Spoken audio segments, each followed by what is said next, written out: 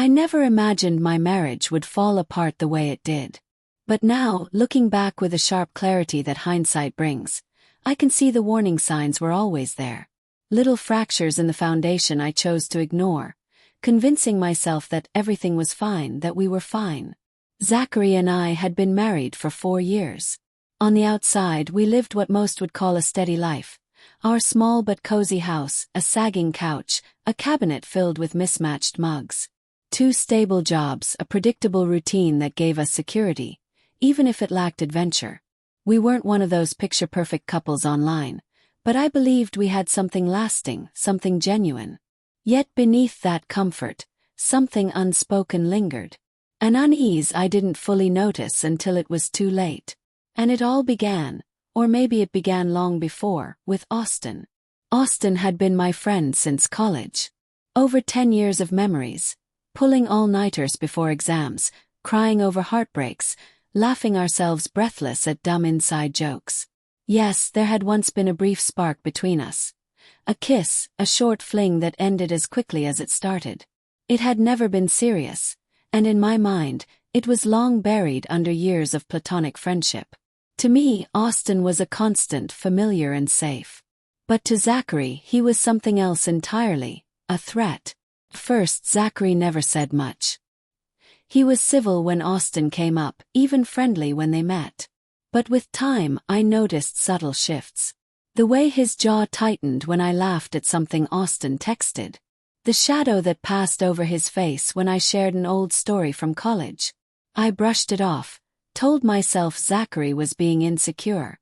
I was married to him, not Austin. I dismissed his feelings as simple jealousy he would outgrow. But I never really listened. The breaking point came when Austin invited me on a trip to Myrtle Beach. It wasn't a secret getaway, just a group trip. College friends reuniting for a weekend of sunshine, drinks, and nostalgia. I was excited, craving a break from the dull routine. When I told Zachary, I expected a sigh, maybe reluctant approval. But instead, his reaction was immediate and cold. "You're not going," he said, his tone flat but edged with steel. I laughed, thinking he was joking, until I saw the seriousness in his eyes. He explained himself clearly. How he didn't trust Austin's intentions. How our history blurred too many lines. How he had tolerated it for years, but this trip crossed a boundary he couldn't ignore. I was furious. Who was he to control me? I prided myself on independence, and his refusal felt possessive. I argued, insisting it was innocent, that I deserved a break, that he was overreacting. Then came his ultimatum. If I went, he said, I shouldn't expect our marriage to be the same when I came back. I should have stopped then. Thought carefully about what he was saying. But instead I took it as a challenge. A line I was determined to cross. That night I packed my bags, kissed him goodbye with stubbornness in my voice, and drove to Myrtle Beach. The trip was everything I'd expected at first. Laughter echoing across the sand, familiar faces, clinking glasses, old memories revived. Austin and I slipped easily back into our rhythm, teasing, confiding, laughing like old times. But one night things shifted. We found ourselves alone on the balcony, the ocean glowing under the moon. We talked about the past, about what could have been. His eyes lingered longer than they used to. When our hands touched, I didn't pull away. He leaned closer, not quite a kiss but close enough. And for a moment I froze.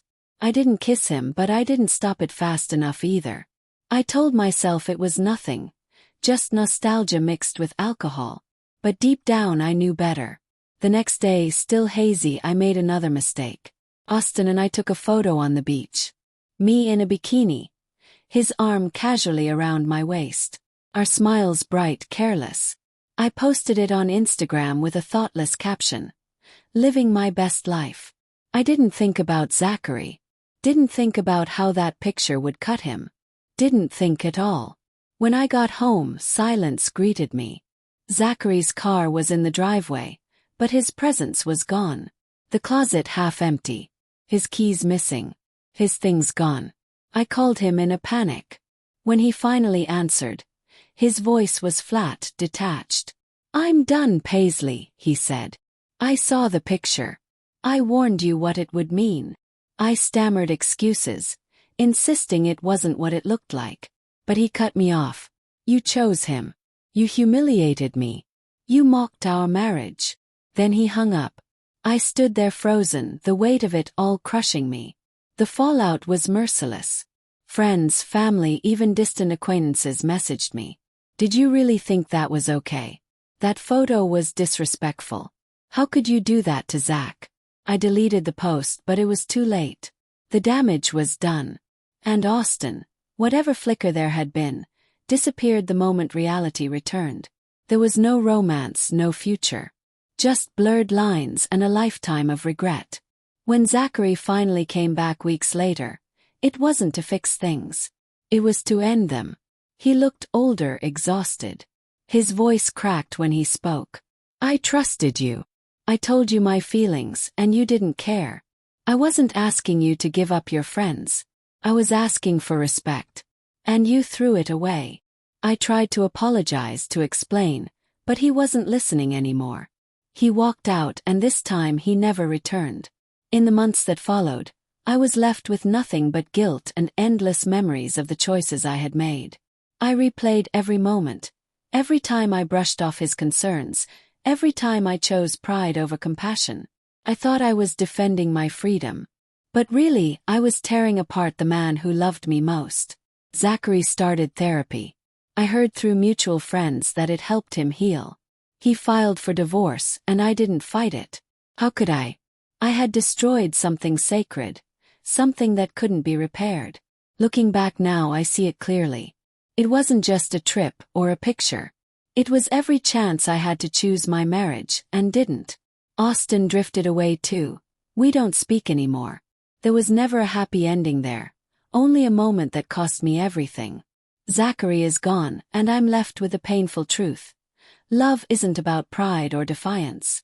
It's about respect, trust, and boundaries. And I lost sight of all of it.